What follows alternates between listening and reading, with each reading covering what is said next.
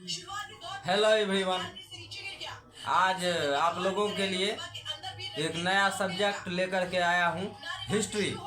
और मैं उसके बारे में कुछ बातें बताना चाहूँगा और आप लोग देखते रहिए हमारे वीडियो को। अगर अच्छा लगे तो चैनल को सब्सक्राइब कीजिए, लाइक कीजिए, कमेंट्स कीजिए।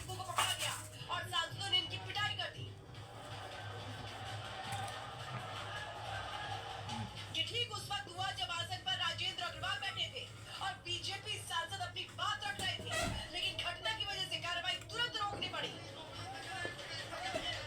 आज का सब्जेक्ट है हमारा हिस्ट्री। हिंदी में कहते हैं हिस्टोरी। हिस्टोरी मतलब होता है कहानी। एक हमारा सब्जेक्ट है बताना है सिक्योरिटी एजेंसी को कि इतना बड़ा सिक्योरिटी लैप्स कैसे हुआ। आज ही के दिन हमारे संसद भवन पर हिस्ट्री, जिसको कहते हैं इतिहास। इतिहास का पहले डिफिनेशन हम आप लोगों को बताना चाहेंगे कि इतिहास किसे कहते हैं। तो डिफिनेशन लिखिएगा आप लोग, देखिए। इतिहास इंग्लिश में हिस्ट्री।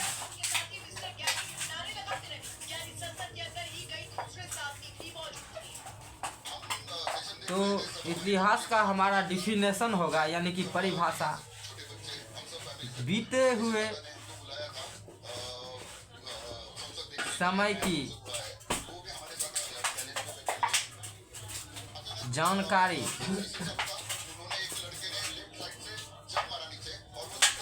कहानी को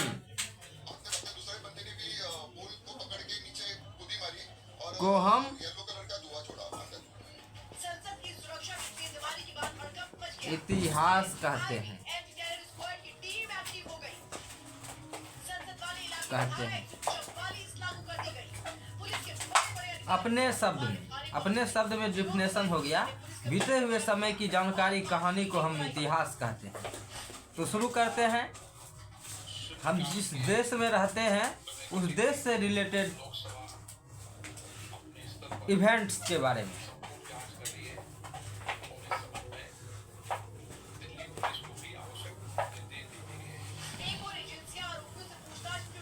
हमारा ये देश भारत,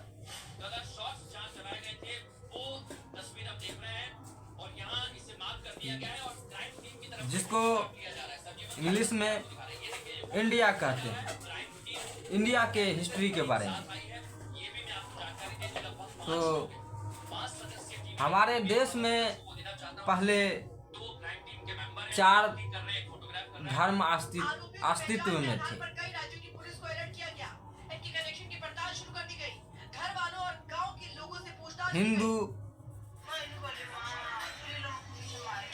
हिंदू,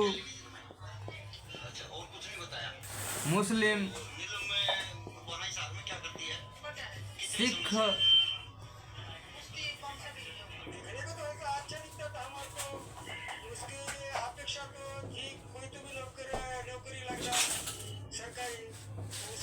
और ईसाई। और हमारे देश में 4 जाति थे पहले के दशक में, और आज भी है। 4 धर्म आज भी विद्यमान है और शुरू में भी विद्यमान थे। 4 वर्ण अस्तित्व में थे। वो था क्षत्रिय, शूद्र, वैश्य, ब्राह्मण।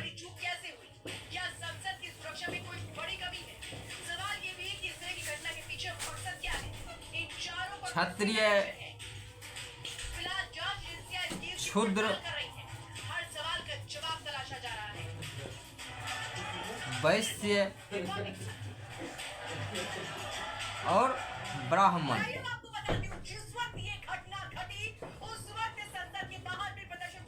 क्षत्रिय का काम था शासन करना, अपनी प्रजा की रक्षा करना और संघर्ष करके अन्याय के खिलाफ आवाज उठाना, संघर्ष करना।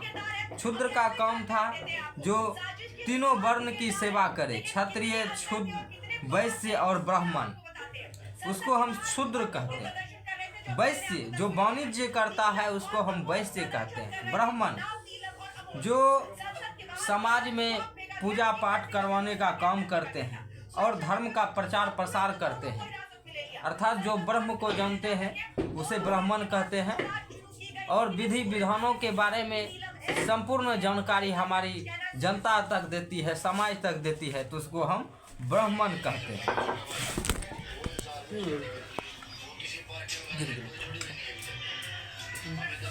उसे हम ब्राह्मण कहते हैं।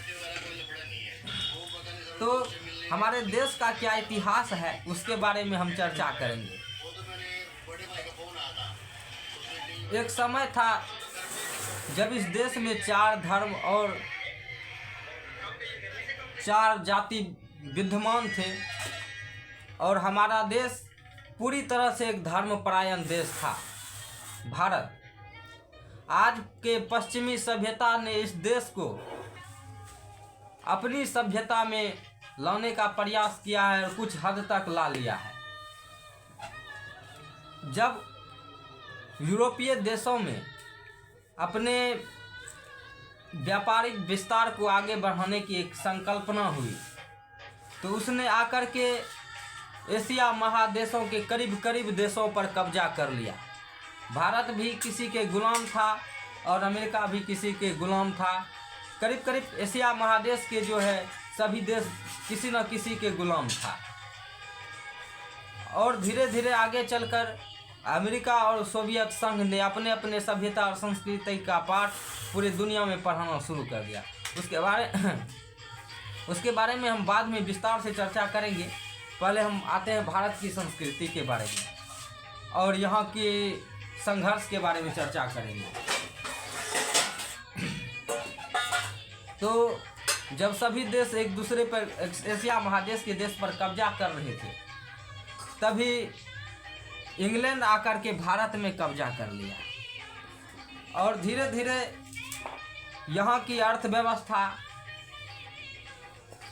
को प्रभावित किया और उसके बाद यहाँ के सभ्यता और संस्कृति को प्रभावित किया। संस्कृति को प्रभावित किया और उन्होंने यहाँ तक कि जातिवाद की भावना भी जागृत की और उसने सांप्रदायिक फूट भी बोए। तो इंग्लैंड से आए हुए अंग्रेजों ने भारत की सभ्यता और संस्कृति से लेकर के व्यापार, राजनीतिक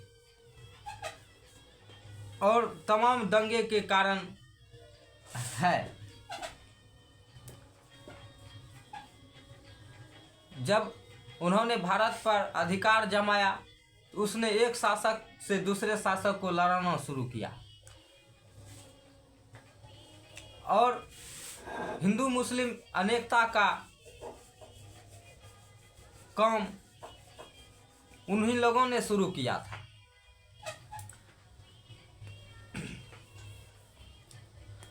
तो 1905 ईस्वी में उन्होंने बंगाल का विभाजन किया जो कि लॉर्ड कर्जन ने किया था। फिर धीरे धीरे जब तमाम जनता तक अपने देश के लिए संघर्ष करने के लिए समाचार पहुंची समाचार पत्रों के द्वारा, तो तमाम जनता ने एकत्रित होकर अंग्रेजी शासन के विरुद्ध एकजुट होकर के खड़ा हुई और 1857 की संग्राम में तैयार हो गए। और सभी जगह समाचार नहीं पहुंचने के वजह से और जितने भी आंदोलनकारी थे उन लोगों में आपसी तालमेल नहीं होने के कारण 1857 की स्वतंत्रता संग्राम विफल हुआ। फिर गांधी जी ने अहिंसा की नीति का पालन किया और धीरे धीरे तमाम जनता को एकत्रित करके राजनीतिक दृष्टिकोण से उनसे लड़ाई लड़ी। अहिंसक दृष्टि से लड़ाई लड़ने के बाद भारत को स्वाधीनता प्राप्त हुई। तो हम तो आज़ाद हो गए, लेकिन आज भी हम पश्चिमी देशों की सभ्यता और संस्कृति को अपना रहे हैं। आज तरह तरह के रंग बिरंगे कपड़े हम पहनते हैं, और ऐसे कपड़े जो हमारे जिस्म को अच्छे तरीके से नहीं ढक पाते हैं, वो कपड़े भी हम पहनते हैं। किस किस प्रकार का खान पान, पिज़्ज़ा, बर्गर, फास्ट फूड, न जाने क्या क्या, वो पश्चिमी सभ्यता की देन है जो आज भी हमारे देश में विद्यमान है। तो ये कहना चाहेंगे जो पश्चिमी सभ्यता ने हमें बहुत हद तक प्रभावित किया है। और ये भी नहीं भूलना है कि हमारे भारत में रेल, डाक, तार, ये सभी अंग्रेज़ों की देन है। लेकिन भारत को तो उन लोगों ने इस प्रकार की व्यवस्था दी है, लेकिन वे अपने हित के लिए, पटना में एक गोल घर है, वो अपने अनाजों को रखने के लिए उन्होंने एक गोदाम बनवाया था, जो कि आज पटना में गोल घर बना है। तो अपने हित की दृष्टि से भारत में जो भी काम किए, वो अपने हित की दृष्टि से काम किए। ऐसा बात नहीं है, मजबूरन हमें भी उन रंग बिरंगे कपड़ों को पहनना पड़ता है और रंग बिरंगे चीज़ों को खाना पड़ता है। कभी कभी खा ही लेते हैं।